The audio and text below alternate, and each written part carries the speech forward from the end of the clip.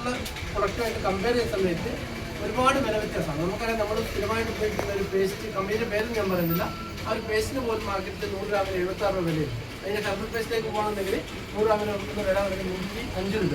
കമ്പനിയുടെ പേസ്റ്റിന് 20 ഹെർബൽ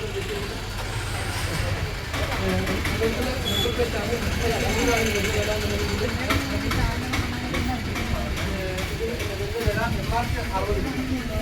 95 രൂപ കൊടുത്ത് വാങ്ങുന്നത് നമ്മൾക്ക് ഇതിന് വരുന്ന വില പറഞ്ഞു 60 രൂപ വരും. നിങ്ങൾ ഡിസ്കൗണ്ട് ചെയ്യാൻ എടുക്കുന്ന ആൾക്കാർക്ക് അതിനേക്കാൾ കൊണ്ടുവരുന്നത് 51 രൂപ വരും. ഇപ്പോൾ 2 പേസ്റ്റ് വാങ്ങിക്കഴിഞ്ഞാൽ വീണ്ടും 200 ഗ്രാം പേസ്റ്റ് വാങ്ങിക്കഴിഞ്ഞാൽ വീണ്ടും പൈസ വെച്ചെടുക്കാം. പേസ്റ്റ് കമ്പയർ ചെയ്യുന്നത് അതിന് ഞാനിവിടെ ചാർട്ട് പോയിട്ട് ജസ്റ്റ് ഒരു വീട്ടിലേക്ക് ഒരാൾ ഒരു കുടുംബനാഥ ഒരു മാസം ഒരു വീട്ടിലേക്ക് ഒരു 6000 രൂപേൻ്റെ ഉൽപ്പന്നങ്ങൾ പുറത്തുനിന്ന് വാങ്ങുകയാണെന്നുണ്ടെങ്കിൽ ജസ്റ്റ് നിങ്ങൾ ഡിസ്കൗണ്ട് കാർഡിൽ എടുക്കാതെ RCEPിലേക്ക് വാങ്ങുന്ന സമയത്ത് അത് 5000 രൂപേൻ്റെ അതിൻ്റെ ചിലവ് വരുന്നത്. ഓക്കെ, ഡിസ്കൗണ്ട് കാർഡ് എടുത്ത് കഴിഞ്ഞിട്ടുണ്ടെങ്കിൽ നിങ്ങൾക്ക് അത് 4000 രൂപയ്ക്ക്.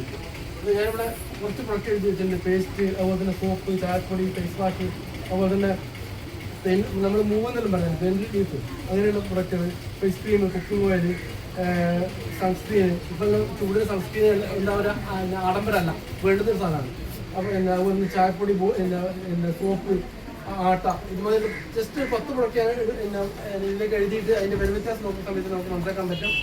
896 രൂപ മെച്ചമുണ്ട് മാർക്കറ്റിൽ നിന്ന് വാങ്ങുന്നതിന്. കാരണം 896 രൂപ മെച്ചമുണ്ട് നിങ്ങൾ ഡിസ്കൗണ്ട് കാർഡ് എടുത്തിട്ട് വാങ്ങുകയാണെന്നെങ്കിൽ. ഒരു വർഷം സ്ഥിരമായിട്ടൊരു 6000 രൂപേൻ്റെ സാധനം പുറത്തുനിന്ന് വാങ്ങുന്ന ആൾ ജസ്റ്റ് RCEPിൽ നിന്ന് 5000 രൂപ കിട്ടുന്നതിന് മാത്രമല്ല ഡിസ്കൗണ്ട്